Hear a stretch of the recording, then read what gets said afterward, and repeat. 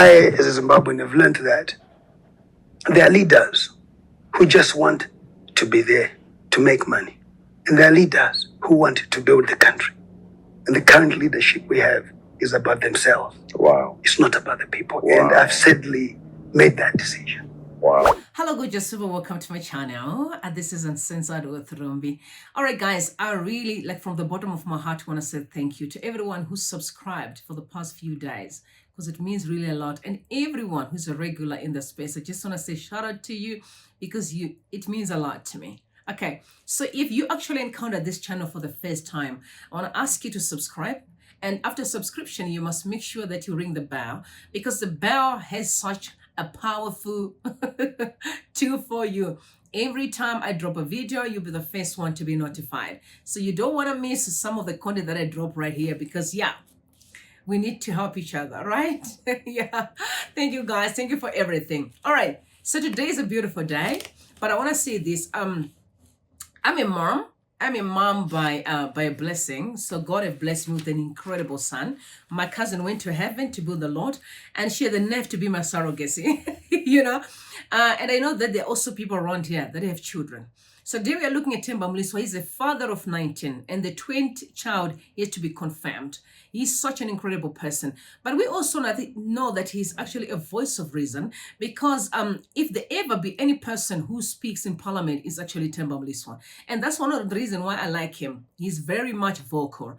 But he had such an incredible interview with Trevor Ncube.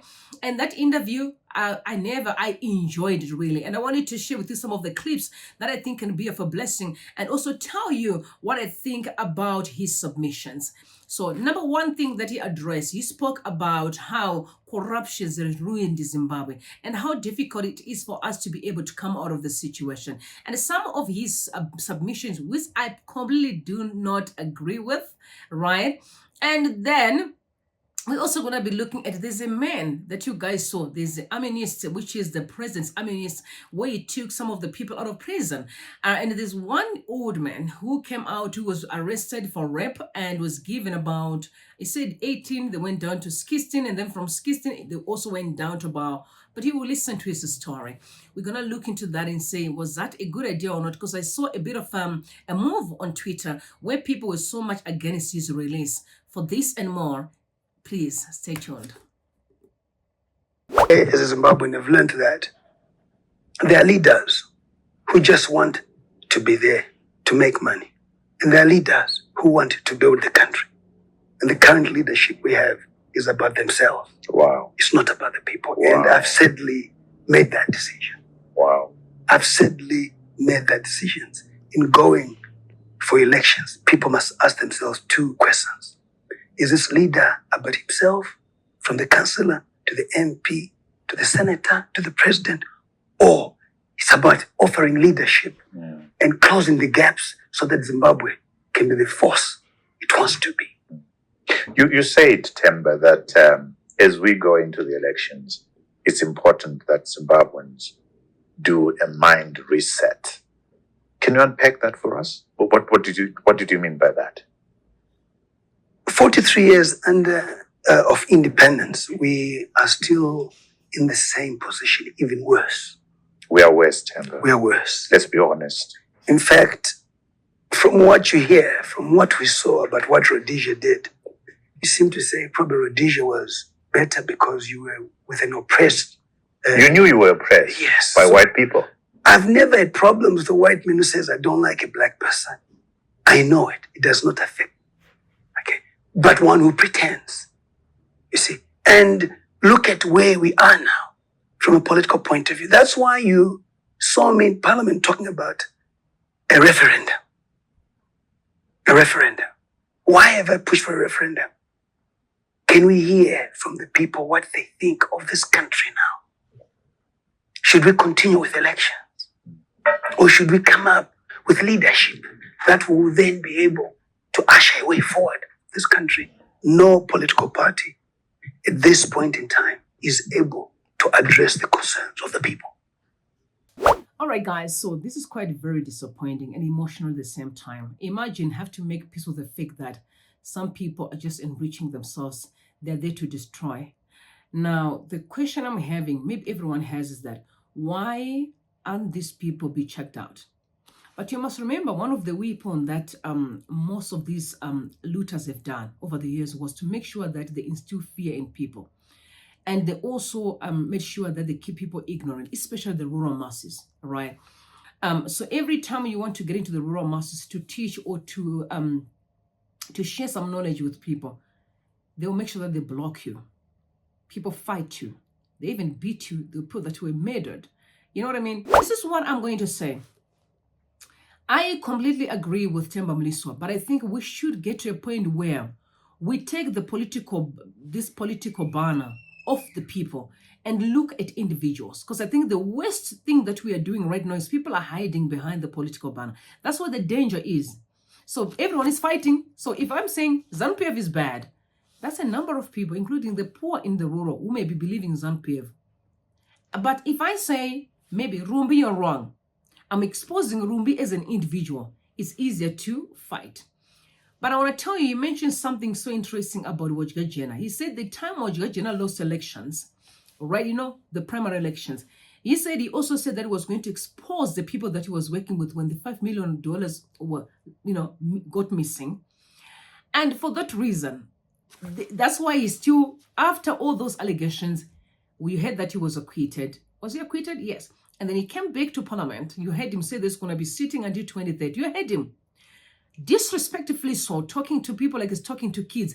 That is always their way of speaking. Like they're talking to children. That by 2030, I'm still going to be here. And because he knows that he's got protection. Now people are asking, whose protection? Only God knows who. I don't have the answers. But he must have some protection because there's no person who can behave the way Wajgajena was behaving who saw someone covering up. Right? Yes. So one thing that I'm so much against is the government of national unity that is talking about the referendum. I don't know what he means by that. Maybe I may be getting it wrong. I don't know whichever route he is looking at taking, but I don't think government of national unity works. Why I'm saying it happened before. We tried it earlier on, it didn't work. So when we are looking at resolving a problem, whatever step that we took earlier on that didn't work, that definitely has to be eliminated because then it doesn't work. I think the best way in Zimbabwe to restart is to have a completely new political party in the space. Because I'm going to tell you what, because ZANU-PF has been in power for too long, right? For way too long. And I personally don't think that it's actually right. And I'm going to expand to you why. In every form of leadership, when a person takes too long in the space, they will think they own people. You've heard when they were saying, if you don't want to vote, you can get out. You see, it's becoming an abusive relationship. It's no longer about leadership, but it's becoming a toxic relationship because it's abusive. All right. And this is not because I hate people. I'm so much in love with every Zimbabwean. But what I'm much against with is the fact that we have taken a national mandate to be our personal mandate. You see, it's one thing for you to have your own stuff and do as you please. But as long as you're in office and that you're carrying a nation, no, we hold you accountable. No, we can come after you because we need answers. You can't say no. If you don't want to be questioned, then leave the office and go sit there and do as you please. But as long as you're in a nation and you're in a leader, you have to be accountable, unfortunately. And this is not out of hatred. This is out of truth. All right? Some people say Smith was better. That's what they're referring to. Not to say they're crying for abuse. No, people are saying, at least we had food. At least we're able to buy bread anyway. Companies, things were functioning. But where we are now, nothing is functioning. And I know some people will come and start bullying me. But at the end of the day, it doesn't take away the fact that things are not okay in Zimbabwe. Everyone else can see. I'm saying all over the world, except a person who's benefiting and who turn a blind eye and pretend like everything is okay. That's the danger right there.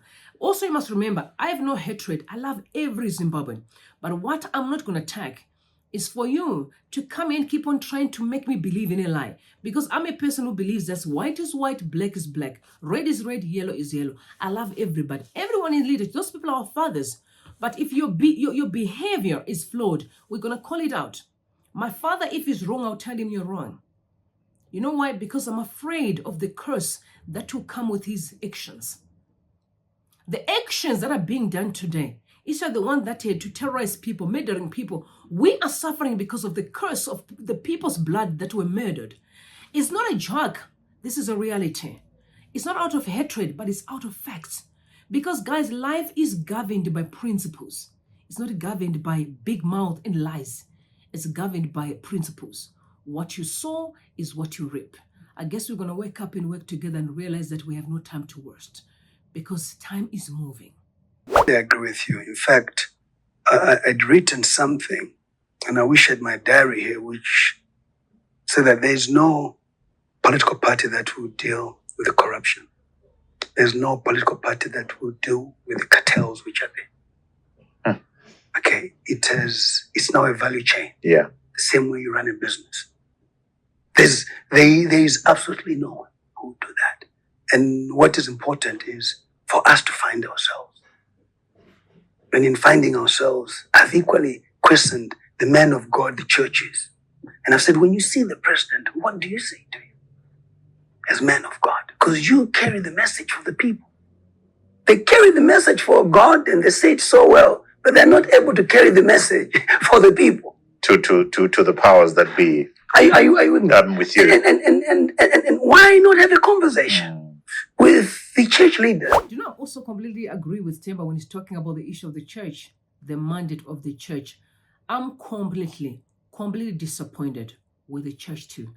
I'm a follower of Jesus Christ. I love God. I read the Bible. I understand how he functions. I guess you guys can see that is a Bible right there. Can you see it? Yeah, it's a Bible. So that huge Bible was given by my mom when I turned 30 years old. So this I was given so that I can give the next generation the principles that govern life. So that Bible is definitely there for a reason. It is for generations after me to understand that there's a way that you need to behave. There's a way that you need to be able to live with people in your community with love, unity, and respect. That the little that you have, you can share with others. Greedy has ruined Zimbabwe. Greedy. No vision, the lack of vision. People are just roaming around there, they're crazy. You know what I'm saying? No vision. Because, if there was a vision, we wouldn't be where we are today. Because what vision does, it looks in the future. It doesn't look at me. Vision is us. It thinks generational, right? But that is missing in Zimbabwe. People don't care. Check the amount of young people who have been ruined by drugs. The question you can ask is who's bringing drugs in? What's happening with our security? What about that? It is heartbreaking. It is definitely heartbreaking. So when I mentioned that the church has lost it, and I wish there can be men and women that God calls to really preach the right word. People have tended to be so greedy.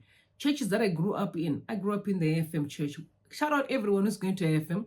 But remember, there were dramas again about money. It's a culture of greed that has been cultivated, a poverty mentality culture, where people are more focused on me. I must be seen being the one, being driving expensive cars. You can see, look at Wicknell.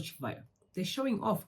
It's a poverty mentality culture that thinks that if I can bring a car, I'll feel better. No, you will never feel better until your inside is sorted, sir. You always or ever be having a void. And that's how it works in the kingdom. It's a principle. As long as you are emptier, you're always going to have a void. So relax. Sometimes it's your soul that needs a surgery. It's not material things. You can decorate yourself outside. You can try harder, bring that car, buy that person car. No, it's not the car that you need. It's your soul that needs a surgery. It's the understanding that we are in this world to be of a blessing, to impact people well. It's not about collecting because we came with nothing, we're going to leave with nothing. It's understanding that makes you stand and for people to celebrate you. Is the impact. I heard that, but that was actually on the interview of Robbie Sharma. He said he went to see the house of Mother Teresa in her last days. And he was able to see that in her room, it was only a bed and a small table. That's all that she needed. But the woman impacted the world. Nelson Mandela, too. You need to understand that life is about impact. It's not about showing off. It's not about I have got this. No, it's about impact. I just hope this can be of a blessing to you. But I bet you, church, I'm expecting you to preach the right word.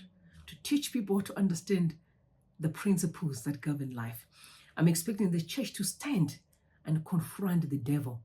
Yes, because at the end of the day, and I've always been saying, the challenges most people suffer in Zimbabwe is spiritual than it is in the physical. It's a spiritual battle where you need to stand up and rise and really face the enemy, because the behavior of people is an indication that they are being controlled by a spirit. There's no normal person in their senses that can stand and hate their brother, that can stand and see their brother and their sister starve while they're driving expensive car, that can loot from the poor and still bragging about it. It's because they're being controlled by a spirit. So meet the devil in the spiritual realm and meet him face to face. I hope this can be a blessing to you guys. Tell me what you think in the comment section below. But do not forget to subscribe to the channel. All right, don't forget. Until next time, I love you all. God bless you. Show each other some love. The time is short. Bless you.